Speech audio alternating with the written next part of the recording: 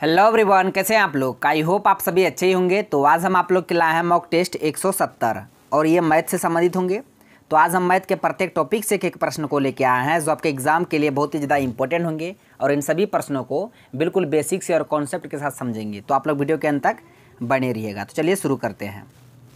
पहला प्रश्न है, सेब के मूल्य में 20% की वृद्धि की जाती है और 20% की कमी की जाती है।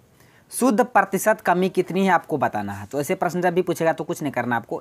एक्स वाई वाला फॉर्मूला जानते हैं ना, ये वाला formula x plus y plus x into y by 100, इसी फॉर्मूला पे आपको बैठा देना है। ठीक है, तो एक्स की जगह 20 रखिएगा। 20% वृद्धि है ना, तो वृद्धि को प्लस में डिनोट कीजिएगा और कमी को माइनस में। तो 20% वृद्धि है तो प्लस में 20, अब 20% कमी है तो माइनस में 20, फिर प्लस माइनस माइनस हो जाएगा, यहाँ 20 गुना 20 हो जाएगा बट्टा 100। तो यहाँ 20 से 20 तो खत्म ही हो जाएगा ना, घट जाएगा, जीरो आ जाएगा। तो उसके बाद यहाँ देखिए, एक जीरो से यहाँ, एक जीरो यहाँ, फिर एक जीरो यहाँ, एक जीरो कट गया। तो ऊपर में क्या बचा, 2 दूना 4, 4 किस में बचा, माइनस में बचा, यानी कि 4% का कमी हो गया। ठीक है, तो आपको मतलब प्रश्न में पूछा गया था कि शुद्ध प्रतिशत कमी बताना है कि कितना परसेंट का कमी हुआ, 4% का कमी हुआ। तो इसका आंसर क्या हो जाएगा, ऑप्शन सी इसका करेक्ट आंसर हो जाता। अगर यहाँ प्लस में आता 4 तो 4% वृद्धि होता, लेकिन यहाँ 4 जो आया है माइनस में आया है, इसलिए 4% का कमी हुआ। तो इसका आंसर ऑप्शन सी हो गया। आई होप आप ये प्रश्न को समझ गए होंगे। ये जो फॉर्मूला हम लिखा है एक्स प्लस वाई वाला फॉर्मूला, इसको आप याद रखिएगा। जब भी ऐसे प्रश्न पूछेगा किसी में वृद्धि किसी में कमी या किसी में वृद्धि दूसरा में वृद्धि, तो यही फॉर्मूला पे बैठा के आपको आंसर निकालना है। नेक्स्ट है, एक रेडियो को 540 रुपया में बेचने पर एक व्यक्ति को 10% की हानि होती है। 20% का लाभ प्राप्त करने के लिए उसे रेडियो को कितने में बेचना चाहिए। ठीक है, देखिए 540 रुपया में बेचा गया एक रेडियो को और हानि कितना हुआ, 10% का हानि हुआ। तो यहाँ से सीपी निकाल लीजिए। अगर यहाँ से हम सीपी निकाल लेते हैं, 540 में बेचा गुना 100 बट्टे 10% हानि का मतलब क्या हुआ, 90 हो जाएगा। हानि होगा जितना 100 में घट जाता है, अब प्रॉफिट जितना होगा, लाभ जितना होगा 100 में जुड़ जाता है। तो यहाँ 10% का हानि हुआ तो 100 में घट के 90 हो गया। अब इसको सॉल्व कर लीजिए, 0 से 0 खत्म, फिर यह 9 से ये 54 6 बार में, तो 6 गुना 100, तो सीपी कितना निकल कर आ गया, सीपी 600 निकल कर आ गया। ठीक है, अब आगे प्रश्न में बोला गया है कि 20% का लाभ प्राप्त करने के लिए, यानी कि सीपी 600 रुपया है, यही 600 रुपया पे आपको 20% का लाभ प्राप्त करना है। तब उसको आप कितना में बेचिएगा वो आपको निकालना है, यानी कि आपको एसपी निकालना है। सीपी पता है, उसके बाद प्रॉफिट परसेंट आपको दे दिया है कितना, 20%। बस सीपी पता है, प्रॉफिट परसेंट पता है, तो एसपी निकाल लीजिए। तो एसपी निकालेंगे तो एसपी बराबर क्या होगा, सीपी यानी कि 600 गुना कितना परसेंट का प्रॉफिट हो रहा है, 20%। 20% प्रॉफिट का मतलब क्या हुआ, 120 बट्टे 100 यानी कि 100। 2 जीरो से 2 जीरो खत्म, 6 गुना 12, 12 6 का 72, एक जीरो लग जाए, यानी कि 720 रुपया में उसको बेचना पड़ेगा 600 रुपया का वस्तु को, तब उसको 20% का लाभ होगा। तो इसका आंसर ऑप्शन ए हो गया, 720 रुपया। ठीक है, ऐसे बनाना पड़ेगा। हम कुछ नहीं किए, 540 रुपये में बेचा तो 10% का हानि हुआ, यहाँ से हम सीपी निकाल लिए तो सीपी 600 आ गया। अब यही 600 का वस्तु को 20% का लाभ पर बेचना है, तो कितना रुपये में बेचेगा, तो उसको 20% का लाभ होगा, तो 720 रुपये में बेचेगा ना वो, तो उसको 20% का लाभ होगा। तो ऐसे बनाइएगा। इसको शॉर्ट में ऐसे भी बना सकते हैं, कैसे, 540 में बेचा तो कितना हानि हुआ, 10% का हानि हुआ, यानी कि 10% हानि का हुआ मतलब बेचा कितना में, 90 में। किसका मान निकालना है, 120 का। बस सॉल्व कर लीजिए इसको, 6 बार में कटेगा, 6 गुना 12, 12 से 72, यहाँ डायरेक्ट निकल कर आ गया। ठीक है, जैसा आपको अच्छा लगता है वही विधि से आप बनाइएगा प्रश्न को। तो इसका आंसर ऑप्शन ए हो गया। नेक्स्ट है, एक बैंक में निवेश किए गए मूलधन पर 3.5% वार्षिक साधारण ब्याज मिलता है। 4 वर्ष के लिए 12,500 रुपये के मूलधन पर अर्जित ब्याज की धनराशि कितना होगा। यानी कि आपको रेट ऑफ परसेंट दिया है, टाइम दिया है, प्रिंसिपल दिया है, आपको एसआई चाहिए, सिंपल इंटरेस्ट चाहिए। तो कुछ नहीं करना, सिंपल इंटरेस्ट बराबर क्या होता है, PRT बाय 100। पी कितना है, 12,500, समय कितना है, 4 वर्ष, रेट कितना है 3.5 बट्टे 100। यहाँ से अगर दशमलव उड़ाइएगा तो नीचे में एक और जीरो बढ़ जाएगा, यहाँ 2 जीरो, यहाँ से 2 जीरो खत्म हो गया। उसके बाद 5 से काटिएगा तो 5 दूना 10, 5 7 35, फिर 2 से काटिएगा 4 2 बार में, तो 125 गुना 2 गुना 7 कितना होगा, 125 गुना 2 गुना 7, तो 125 दूना कितना हो जाएगा, 250।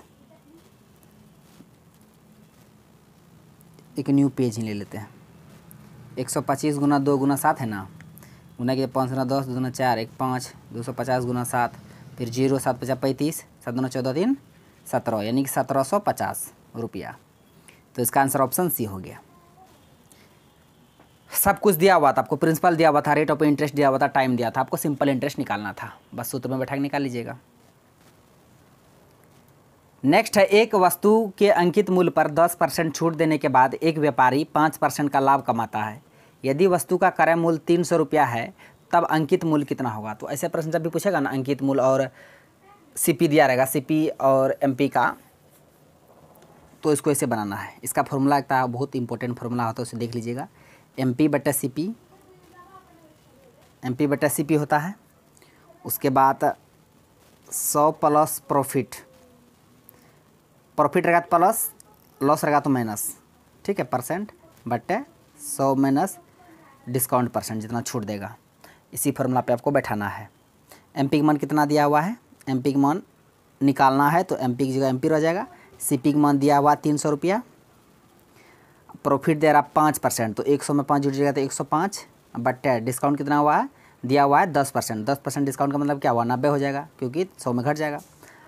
आप यहाँ देखिए, यहाँ से अगर काटिएगा तो 0 से ये 0 कट जाएगा, 3 से कट गया, 3 तिया 9, फिर ये 3 से 30 10 बार में,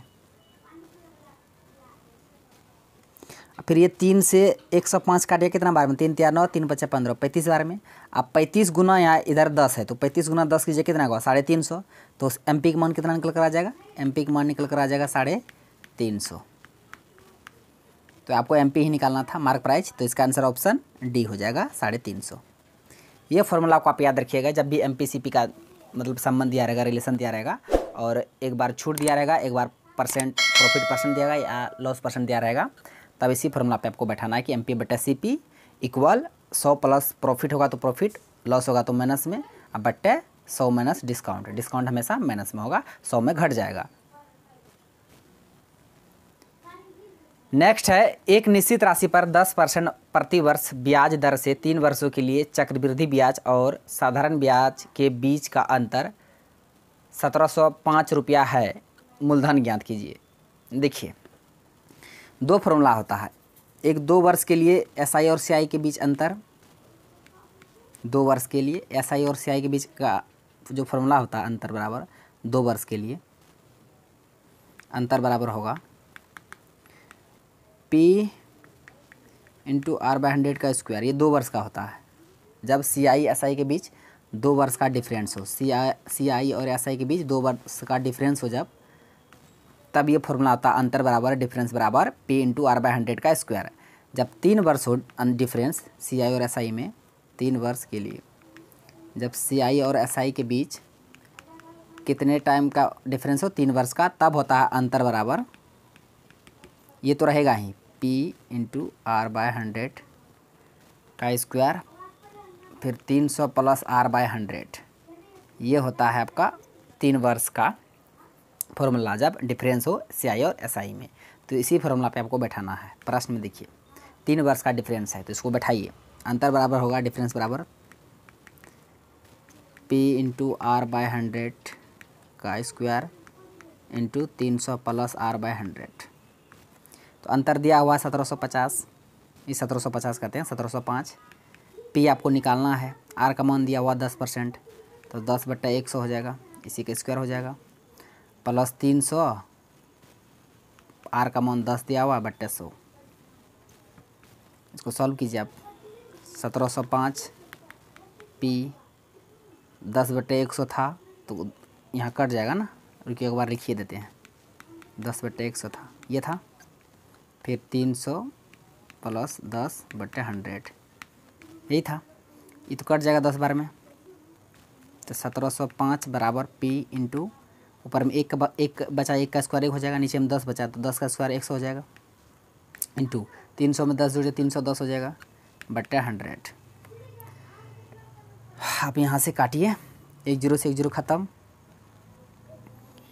अब 31 से 1705 कितना बार में कटेगा, ये 31 से 1705 55 बार में कटेगा, तब P बराबर क्या निकल कर आ जाएगा, ये 55 गुना 100 गुना 10 हो जाएगा, तो 55 पर कट 0 हो जाएगा, 1 2 3 3 0 हो जाएगा, तो प्रिंसिपल कितना निकल कर आ गया 55,000। तो इसका आंसर क्या हो जाएगा, ऑप्शन ए इसका करेक्ट आंसर हो जाएगा। ठीक है, कुछ नहीं करना था, आपको फॉर्मूला याद रखना है। 2 वर्ष के लिए और 3 वर्ष के लिए CI और SI के बीच जब डिफरेंस रहेगा उसका फॉर्मूला क्या होता है हम यहाँ लिख दिए हैं। 2 वर्ष रहेगा तो अंतर बराबर होगा P × R/100 का स्क्वायर। जब 3 वर्ष का हो SI और CI के बीच डिफरेंस तो अंतर बराबर होता है P × R/100 का स्क्वायर इंटू 300 + R/100। तो हम 3 वर्ष का था तो 3 वर्ष का फॉर्मूला बैठा के यहाँ पे आंसर निकाल लिए। तो इसका आंसर क्या हो गया, ऑप्शन ए। नेक्स्ट है ए की दक्षता यानी क्षमता B से दुगनी है। दोनों एक साथ मिलकर कार्य करते हुए किसी कार्य को 18 दिनों में समाप्त करते हैं। B अकेला उस कार्य को कितने दिनों में समाप्त करेगा, आपको ये निकालना है, यानी कि B का टाइम निकालना है। A का क्षमता B से दुगनी है, तो B अगर 1 है तो A 2 हो जाएगा, क्योंकि A का जो क्षमता है B से दोगुनी है। और दोनों मिलकर किसी कार्य को 18 दिनों में कर सकता है। दोनों मिलकर कितने दिनों में कर सकता है, 18 दिनों में कर सकता है। और दोनों का क्षमता कितना है, A का क्षमता 2 है, B का क्षमता 1 है। तो दोनों का क्षमता टोटल कितना हो गया, 2 1 3, यानी कि दोनों मिलकर 3 की क्षमता से 18 दिन तक काम किया। तो टोटल कितना काम किया, 18 × 54 काम किया। और इस 54 काम को B अकेला कितने दिनों में करेगा, तो टोटल कार्य 54 आ गया। B का कार्य निकालना है, समय निकालना है, तो B का क्षमता से भाग करना पड़ेगा। टोटल समय 54 है, मतलब टोटल काम जो है वो 54 है। हमको B का समय निकालना है, तो B का जब समय निकालना है तो B का क्षमता से भाग कर दीजिए टोटल काम में, तो B का आपका समय निकल कर आ जाएगा। तो टोटल कार्य 54 है, B का क्षमता 1 है, तो 54 में 1 से भाग कीजिएगा तो 54 ही आ जाएगा। तो B अकेले उस कार्य को कितने दिनों में करेगा, 54 दिन में। तो इसका आंसर ऑप्शन डी इसका करेक्ट आंसर हो जाएगा। कुछ नहीं करना आपको, A का जो क्षमता था B से दुगनी था।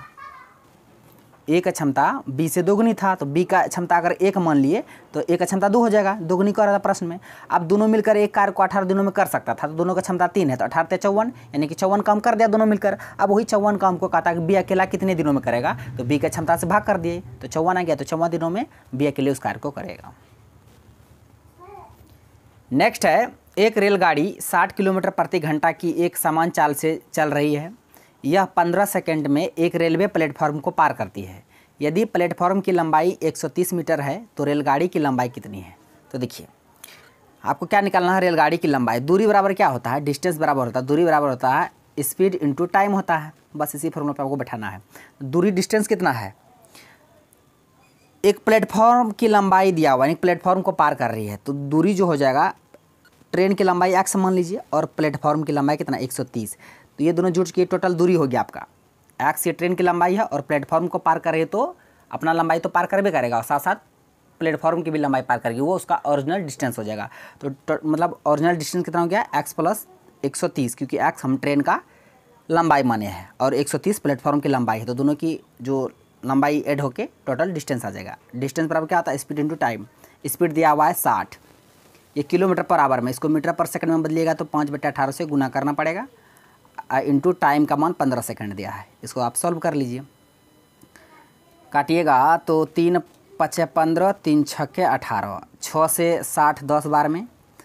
अब तो नीचे कुछ बचा नहीं, ऊपर में बचा 10 × 5, 10 × 5 = 50, 50 × 5 = 25, 250, यानी कि x + 130 बराबर 250 हो जाएगा।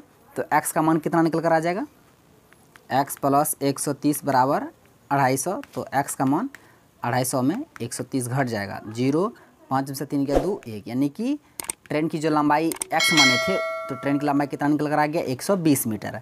तो इसका आंसर ऑप्शन ए हो गया। ठीक है, बहुत आसान था, कुछ नहीं था। आपको डिस्टेंस बराबर स्पीड इंटू टाइम फॉर्मूला पता है ना, तो डिस्टेंस टोटल यहाँ कितना होगा, ट्रेन ना प्लेटफॉर्म को पार कर रही है, तो ट्रेन की लंबाई और प्लेटफॉर्म की लंबाई दोनों की लंबाई ऐड होकर टोटल डिस्टेंस होगा। तो टोटल डिस्टेंस ये हो गया x + 130 बराबर, आपको यहाँ पे स्पीड दिया हुआ था 60 किलोमीटर पर आवर में था, इसको मीटर पर सेकंड में बदले तो 5/18 से गुना किए, इंटू टाइम का मान 15 सेकंड दिया था, इसी को सॉल्व करके x का मान निकाल लिए। नेक्स्ट है 6, 14, 25, x 13 और 35 का औसत 16 है, तो x का मान ज्ञात करना है। तो एवरेज से संबंधित प्रश्न है। औसत बराबर क्या होता है, संख्याओं का योग बटा संख्याओं की संख्या। तो सबको जोड़ दीजिए, 6 + 14 + 25 + x + 13 + 35 बटा कितना संख्या है, 1 2 3 4 5 6 से भाग कीजिए, बराबर इन सभी का औसत 16 दिया हुआ है। तो यहाँ सबको जोड़िएगा तो 5 3 8, 8 5 13, 4 17 6 19, 17 6 19 होता है, 17 6 23 होता है ना, 6 4 10, 10 5 15, 15 3 18, 5 23 हासिल 2, 3 1 4, 4 2 6, 1 7, 2 9 93 + x बराबर ये गुना हो जाएगा 16 के 96, तो x बराबर क्या हो जाएगा 96 में 93 घट जाएगा, यानी कि 3 आ जाएगा। तो x का मान कितना आ जाएगा 3, तो इसका आंसर ऑप्शन सी हो गया। नेक्स्ट है 1 7 2 9 p 4 6 5, इसको 9 से विभाजित करना है, तब बताना यहाँ पे जो p है p की जगह क्या आएगा, p का मान आपको फाइंड आउट करना है। तो 9 का व्यवस्था नियम क्या होता है कि टोटल संख्याओं का योग अगर 9 से कट गया तो पूरी संख्या 9 से कटेगा। तो इसको सभी को जोड़िए, अगर वो 9 से कट गया तो कट गया, और यहाँ पे क्या आएगा जोड़ने से आपको पता चलेगा। पहले सबको जोड़िए, 7 1 8, 8 2 10, 10 9 19, 19 4 23, 23 6 29, 29 5 34, 34 तो 9 से कटेगा नहीं, 34 9 से कटेगा नहीं। अब 34 में क्या जोड़ेंगे कि 9 से कट जाएगा, 34 में 4 जोड़ेंगे तो 38 हो जाएगा, 9 से नहीं कटेगा। 34 में 6 जोड़ेंगे तो 34 6 कितना हो जाएगा 34 40 हो जाएगा, 9 से नहीं कटेगा। 34 में 5 जोड़िएगा तो 34 5 39 हो जाएगा, 9 से नहीं कटेगा। 34 में 2 अगर जोड़िएगा 2, 34 2 36 होता है, और ये 9 से कट जाता है। 34 अगर यहाँ p की जगह अगर 2 रखते तो 34 2 टोटल 36 हो जाता, तब ये 9 से तो कट जाता पूरी। ठीक है, तो यहाँ पे 2 का मतलब p की जगह क्या आ जाएगा 2, इसका आंसर हो जाएगा। कुछ नहीं करना था, बस 9 का विभाजन में क्या था कि टोटल संख्याओं का योग अगर 9 से कट जाता तो कट जाता पूरी, अगर नहीं कटेगा तो नहीं कटेगा। 3 और 9 का विभाजन नियम सेम होता है। नेक्स्ट है, इस प्रश्न का आंसर को आप लोग को कमेंट बॉक्स में देना है। a और b का मान दिया हुआ 5:6, b अनुपात c का मान दिया है 9:5। यहाँ से आप a इंटू बी इंटू सी निकाल लीजिएगा, जितना आएगा। तब आपको प्रश्न बोला गया a अनुपात c का मान, a और c का मान जो आएगा देख लीजिएगा, ऑप्शन में दे दिया। इस क्वेश्चन का आंसर को आप लोग को कमेंट बॉक्स में देना है।